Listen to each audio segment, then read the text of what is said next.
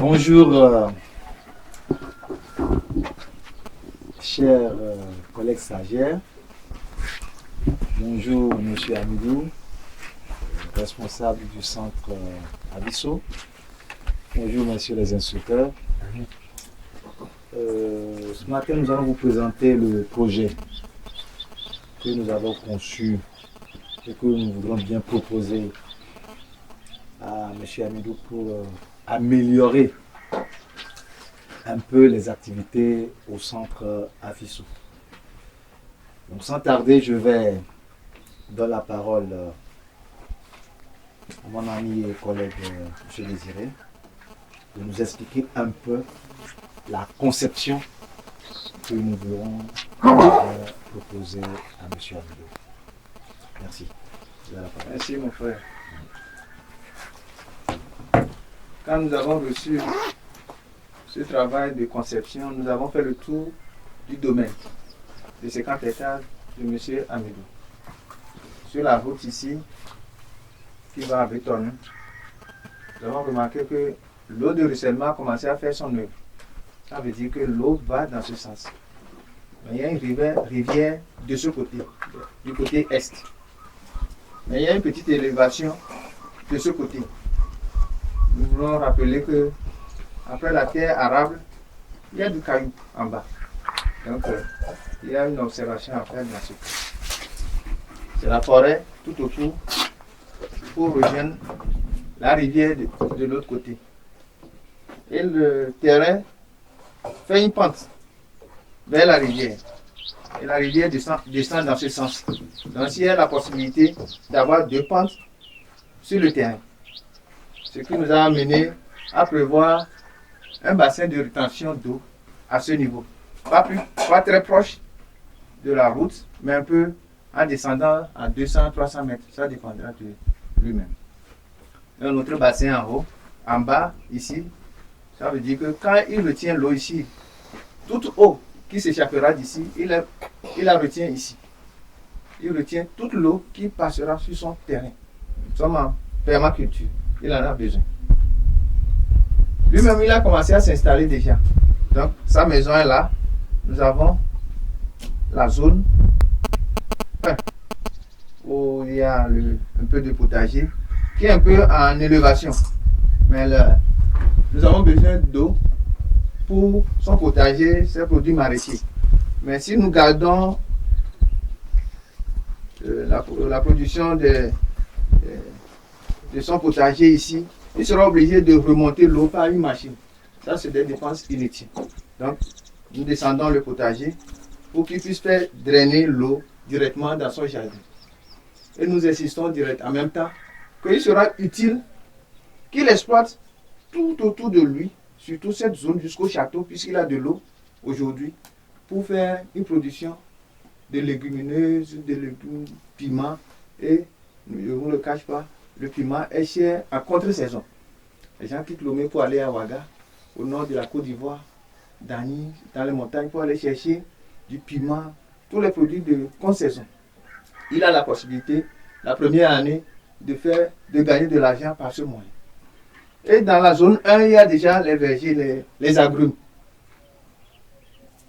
Il faudra les faire, il faudra mettre les mukuna, les nicitum, les panicum, pour détruire les chiens-dents qui l'embêtent ici, qui sont d'ailleurs signes de pauvreté du sol. Il a la possibilité de les détruire. Donc il peut faire tout ce qu'il veut ici, dans les vergers, pour pouvoir éviter de dépenser beaucoup d'argent pour le fauchage avec ces animaux. Nous allons à la zone 2, où il n'y a plus d'habitation. Les employés sont de part et d'autre dans l'habitation. On a prévu faire des latrines sèches. Il a besoin de ces latrines pour fructifier ses arbres.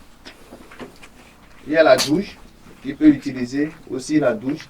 L'eau de la douche, il peut mettre un plant, un manguier, un oranger, un citronnier, comme il voudra. C'est-à-dire qu'il ne laissera pas l'eau de la douche sortir, aller dans le sol sans avoir donné de la fraîcheur à ses plants. Même un bananier, s'il veut. Nous avons l'école, ici.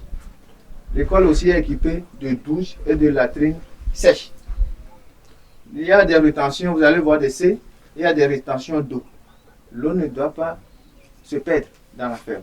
Il retient l'eau pour l'utilisation de tous ceux qui seront dans la zone, dans les habitations. Ça n'empêche pas d'amener de l'eau de sa citerne principale là-bas.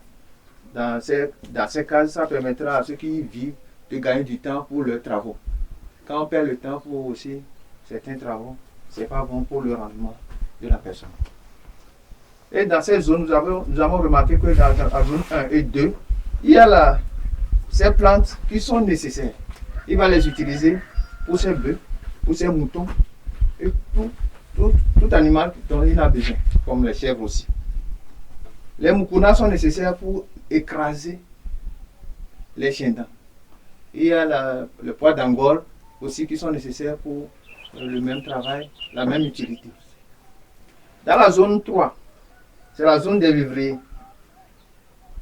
Maïs, sorgho, mil, manioc, dont les épluchures, surtout pour les tubercules, peuvent servir avec les déchets des céréales pour produire de la provende pour le complément alimentaire de ces animaux. Pendant la saison sèche, les animaux peuvent trouver un peu à manger, mais la production de la provende lui sera utile pour renforcer l'alimentation des animaux et avoir de bonnes formes pour les animaux. Et puisqu'il a le moulin à côté, il n'aura pas besoin d'aller loin pour aller faire sa provende. Ce n'est pas une provende très compliquée, il y a d'ailleurs le soja dedans. Il produit lui-même sans aller chercher très loin. Et le moulin là sera utile de s'approcher pour faire les relations avec les voisins. Il y a une boutique aussi qui est à côté aussi qui permettra de faire le lien. Le moulin, il peut s'en servir même en mettant du dynamo et renforcer son électrification pour la ferme, pour tirer de l'eau. Le moulin, c'est un moyen de contact avec la population. Il peut mettre le moulin à l'intérieur, mais s'il met le moulin ici, il peut faire comprendre à la population que c'est pour leur utilité. Il faut que la population sente qu'il est ici et qu'ils ont un intérêt à tirer de lui. Sinon, ils ne vont pas l'aimer. Nous sommes des hommes, si je n'ai rien à foutre de toi, alors je m'en fous de toi. Ça va l'amener aussi à demander à faire un petit pont ici, même si c'est en bois. Si la préfecture ne veut pas, même si c'est en bois, pour qu'au moment de la saison de pluie, il puisse trouver des moyens à passer. Il va travailler en collaboration avec la population. Le jour du travail sera en culotte comme les autres pour les aider, comme le chef de l'équipe, et ils verront son utilité aussi. Puisque la route là est barrée au temps de la pluie. C'est eux qui vont le faire, mais il sera celui qui sera le maître à guider pour encourager le passage pendant la pluie. Je reviens aux zones 4. Après la zone 3, c'est la zone 4. Oui, il y a agroforesterie. C'est des plantes qui seront utiles pour les animaux. Mélina, le Sena, Moringa, Gliricidia. On peut planter ces plantes un peu partout dans la zone 4. Et surtout, le Moringa qui est nécessaire pour les animaux. Le Moringa est très nutritif. Le Gliricidia aussi est nutritif. Ces plantes peuvent être plantées, je reviens dans la zone 1, dans les vergers, pour favoriser la fabrication, l'installation des paddocks, pour pouvoir éviter d'aller chercher de la main d'œuvre pour brouter, pour, comment l'appelle-t-on, dépenser de l'argent. Voilà. Il y a déjà une petite plantation de teck ici, qui peut renforcer s'il veut, mais l'agroforesterie lui donnera des possibilités d'avoir des arbres aussi pour avoir des moyens de faire les apatames, à trouver du bois pour tout ce qu'il fera sur le terrain sans aller chercher très loin. Nous avons remarqué qu'on a mis cisales sur les limites ici. Pourquoi les cisales? On a pensé à d'autres plantes, mais les cisales seront utiles pour lutter contre le feu de brousse. Il en a de même pour Jatropha. Les cisales, les bêtes ne peuvent pas traverser les cisales. Et le feu de brousse aussi ne traverse pas les cisales. Ça n'empêche pas de faire un pare-feu à l'intérieur de son terrain où il fera passer les animaux au moins une fois par mois ou 2 fois par mois pour pouvoir avoir de place non herbeux pour éviter le passage du feu. Là, il sera protégé. Il verra aussi au niveau de la forêt ce qu'il peut faire pour la plantation, pour l'installation de cisales.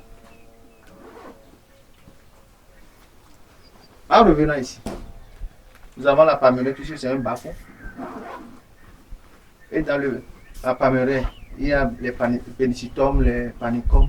Ça donne de l'ombre et de lieux de nourriture pour les animaux, les bœufs, tout ce qu'ils veulent. Il y a la possibilité de faire un lac ici en revenant à notre premier bassin. Il peut en faire un lac. L'eau d'ici descend là. Et tout l'eau qui vient d'ici sera déviée pour entrer dans le lac de M. Diallo. Il peut en faire une pisciculture. Il peut faire le jardinage là, à dose, un jardinage intensif. Les gens, j'ai rappelé, j'avais dit au départ que les gens vont très loin jusqu'au dehors, derrière la frontière pour aller chercher des produits maraîchers. Aviso centre n'est pas loin de Lomé, 120 km, c'est pas loin. Donc, c'est un lieu et la boutique sera utile aussi pour lui pour mettre certaines choses si les gens du quartier veulent acheter du piment. Ils en auront besoin. En descendant, vous verrez qu'il y a la riziculture. S'il ne veut pas faire en même temps les potagers, il peut faire la riziculture. Il a besoin du riz pour la nourriture, les déchets du riz, les sons de riz, tout ce dont il a besoin pour sa ferme et même commercialiser. Pour le bassin d'en bas, a été prévu pour les animaux, pour ne pas salir le bassin qui est en haut, puisque c'est pour arroser les salades et tout ça. Il peut utiliser ce bassin d'en bas pour la pisciculture, mais pour les animaux. Ils peuvent les salir, mais pour l'hygiène, c'est plus conseillé pour les animaux. Les paddocks lui permettront de labourer son champ en douceur et sans difficulté, et de même pour la zone 1, 2, n'importe où il veut. La boutique nécessaire pour faire des contacts, mettre les choses à la disposition des gens. Voici, grosso modo, résumé l'explication. Mais on m'a demandé quel est son plan, par où il commence. Il commence par la limite. Le feu de brousse, c'est chaque année. Déjà cette année, il peut commencer à voir, il aura pratiquement 10 000 mètres de pourtour.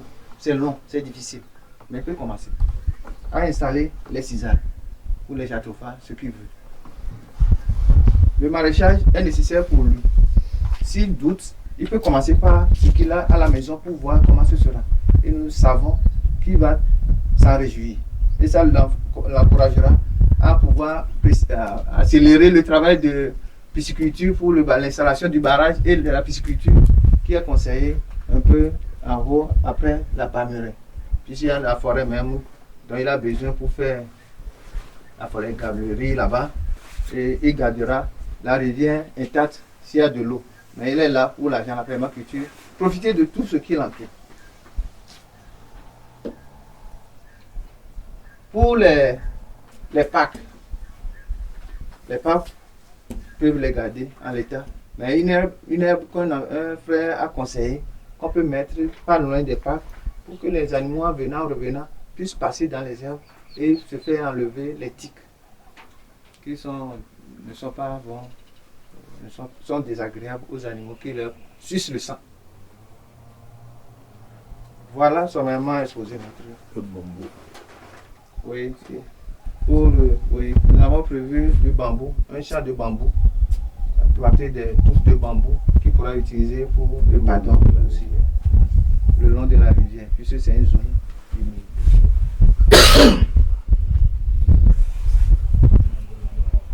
Et les abreuvoirs. Pour les maisons, on m'avait demandé que faire quand on va planter des maïs, des sorgho, les animaux vont les volailles vont les gêner. Nous avons remarqué qu'il y a d'abatam dans toute habitation. Il faut protéger les abatam et mettre des poulaillers à l'intérieur des abatam. Les animaux ils iront manger toute saison. Mais à un moment, il viendra semer pendant 2-3 semaines. Il les ferme dedans pendant les 2-3 semaines pour les alimenter. Le temps que les maïs poussent, on a 2-3 semaines avant de les relâcher pour aller manger dans le verger, dans la zone 1, 2, comme il veut. Voilà un peu sommairement exposer notre plan pour M. Diallo. Merci beaucoup. Non,